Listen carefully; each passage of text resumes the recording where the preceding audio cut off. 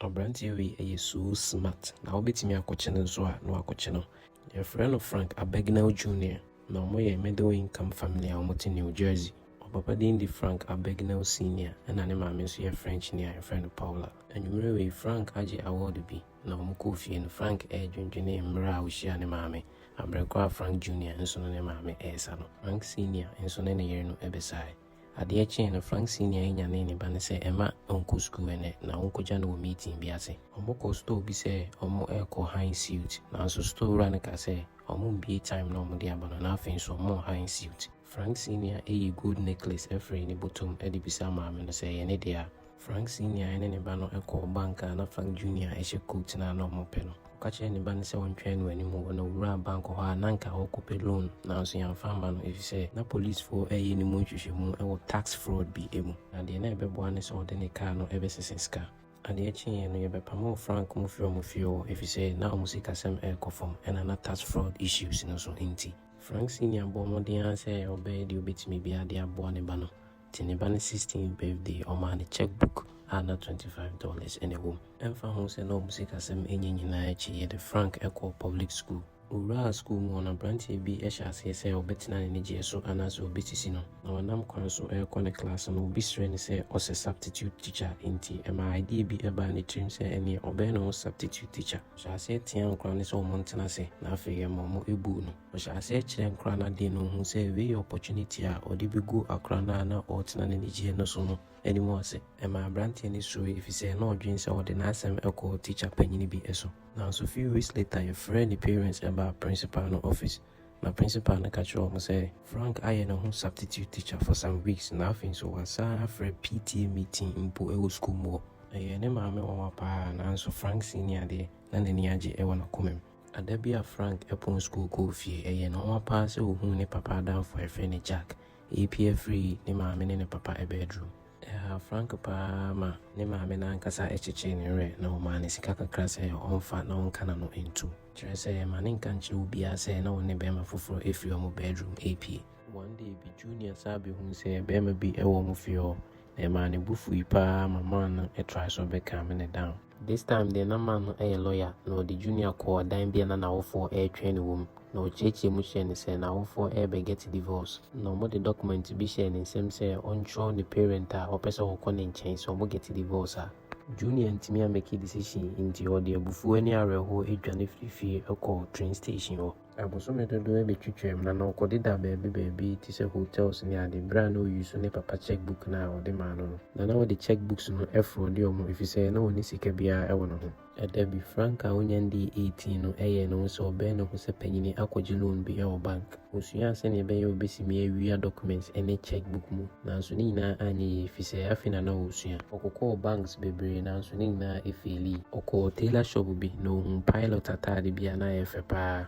Ankyɛ pilot bi ɛsi free taxi ma na flight attendants bi a na ɔmo ho ɔfɛ bi ɛka ne ho. Wei ɛhyɛ Frank nkran paa na ɔno nso yɛ sɛ ɔno nso bɛyɛ ne ho te sɛ pilot.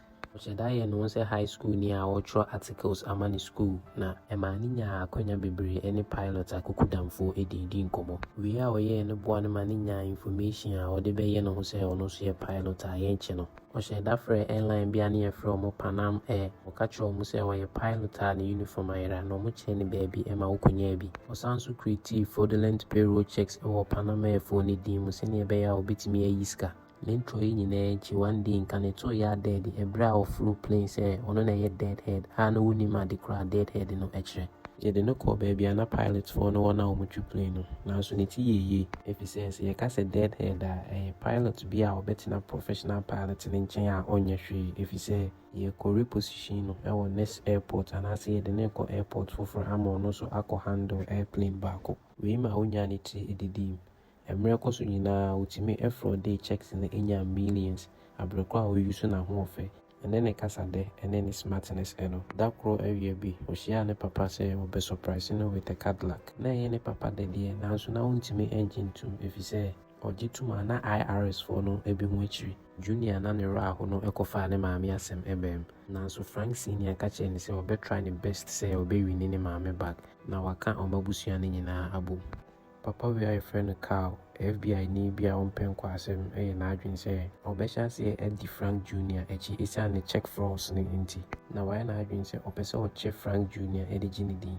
Carl atumi aduru hotel na Frank ɛte hɔ no. Na wayɛ n'adwene sɛ ɔbɛka akɔwura Frank dan mu akɔpepɛ evidence. Frank nso nam kwan so ɛrekɔ ne hotel room hɔ no, ɔhyia papa bi frɛ no Mr. Murphy a n'ani afira a obi ka ne ho a ɔkyerɛkyerɛ ne kwan. Frank akyia wɔn na ɔno deɛ ɔkɔwura ne dɛm. Carl ɛkɔwura Frank dan mu a na ɔkura tuo no ɔyɛ n'adwene sɛ ɔhwehwɛ Frank, nanso na Frank ɛhyɛ bathroom hɔ. Opie baeɛ a na ɔhwɛ Carl akokoduro ne abɔkyerɛ so te sɛ ɛnyɛ ɔno mpo ne yɛfrɛ no Frank no. Na ɔka nsɛm dɛ atwa Carl ntorɔ sɛ yɛfrɛ no Barry Allen a ɔyɛ Secret Service. Wei maa Carl agye dii, nanso na ɔpɛ sɛ ɔyɛ sure nti ɔka kyerɛ Frank sɛ ɔmfa ne ID card a ɛkyerɛ sɛ ɔyɛ Barry Allen a ɔyɛ adwuma wɔ Security Service. Ɔde ne wallet ɛmaa no. Ne berɛ a Carl ɛreba abɛbie mu no, ɔhyɛ da distractee no kɔɔ mpoma no ano na ɔkyerɛ no sɛ guy a ɔdi kan hyia no a na ɔka Mr. Murphy no a n'ani afira no ho a ɔkyerɛkyerɛ ne kwan no. Ɛyɛ ɔno ne partner a ɔne ne yɛ adwuma wɔ Security Service a criminal na ɔmo bɛkyene no. Ɔno ne partner no ɛna ɛde criminal no ɛrehyɛ kaa anim no. Wei convincing Carl na ɔka kyerɛ Carl sɛ ɔmo akye criminal no awie nti ɔmo de no ɛkɔ office. Obisaa no ne wallet no na ɔkaa sɛ ɔma ne wɔ no hɔ. Carl ani baa no ho sɛ ɛwɔ sɛ obie wallet no mu na obie wallet no mu na ohu sɛ nneɛma stamp ɛna ɛhyehyɛ wallet no mu. Na ɔhwɛɛ window no mu na Frank astarte ɛredwane. Frank ɛtumi dwane firi hɔ na ɔkɔɔ so ayɛ ne ho te sɛ schoolni ɛsua biribi bebree ɛfiri aviation no mu. Professional pilot na a ɔsua adeɛ no wɔ hɔ no ɛstɔpɛɛ no. Ɔmaa no newspaper bi a na ɔma post sɛ akoa bi ayɛ ne ho te sɛ pilot ɛne nam airport ahoroɔ ɛso ɛreyɛ pilot adwuma. Na ɔmo frɛ onipa yi a ɔmo nim no yi the Skywayman. Nso ɔmo frɛ no the James Bond of the sky. Wei a inspire Frank na wakɔtɔ James Bond ne suit no ɛne ne car no pɛpɛɛpɛ a na ɛwɔ movie no mu bi. Ɔkɔɔ hotel bi ɛkɔhu ɔbaa kɔnɔfoɔ bi ɛne ne spendee night no ɛbom.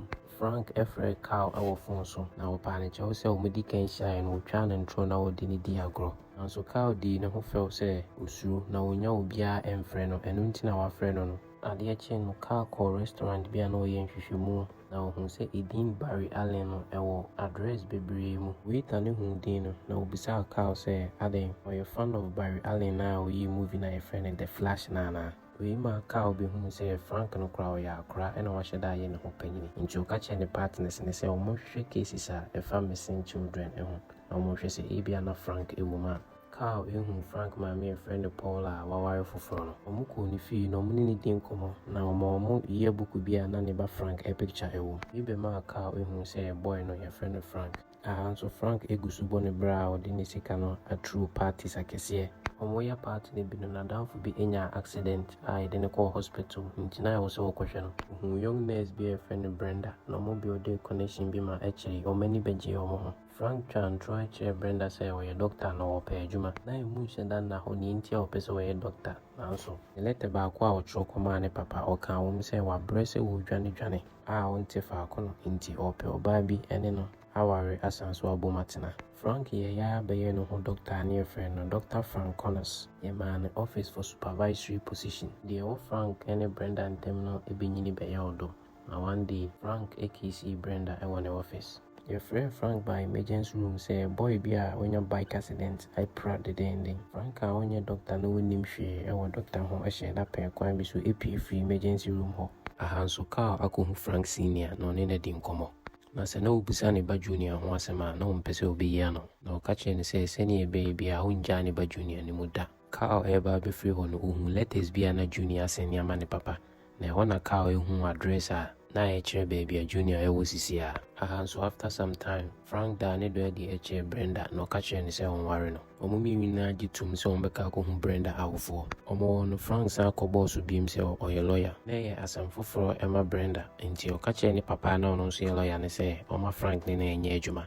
Ɛno akyi no Brenda papa ne Frank kɔhyɛ kokoam na ɔka kyerɛ Frank sɛ wo menim nipa a woyɛ. Ɛbɔ Frank hu ɛma ne ka kyerɛ ne sɛ ampa ɔnyɛ lawyer, ɔnyɛ pilot, ɔnyɛ doctor, ɔyɛ akora ketewa a n'ani gye ne babaa no ho a ɔpɛ sɛ ɔware no. Nanso ne ti yɛyɛ Brenda papa ante asɛm na sɛ ɔhu ne sɛ ɛyɛ ɛbɛ bi na Frank ɛɛbu no. N'ani bɛgyee Frank ho na afei ɔhyira ne sɛ ɔnkɔware ne babaa no. Frank faa kwan bi so paase ne board exams a ɔde bɛyɛ lawyer na afei ɔhyɛ aseɛ ɛne Brenda papa yɛ adwuma. Ɔfaa kwan wei so ɛsua biribi bebree ɛfiri law mu. Nanso one day wɔahandle procedures bi yie. Deɛ ma judge bi teatea no edidi natem so Frank reho ebra hu se Brenda ne n'abusua ne bom ani gye mu no na ma ne kan n'abusua na sesei omonte asomdwe mu no Frank sa ehia ne papa wo baa bi no ka kire ne se wo ye de obetimi bia se ne be ya obeka omabusua na bom so Frank senior ka kire ne se enyi efise ne maame Paula asa aware obi foforo ehia ne bufu na ye ne ya pa na one ne papa edi nkra na afi ofio Christmas na Frank Africa se o pa agreement e wo montem se ne be ya obetimi agya de omo ye ne nyina efise o ba be ware na so ka kire ne se enye possible efise ono de na dwuma e na wo ye na dwuma ne se obeche no Frank hange up call no Carl any team no afa kwan mi so akopie Frank wedding ase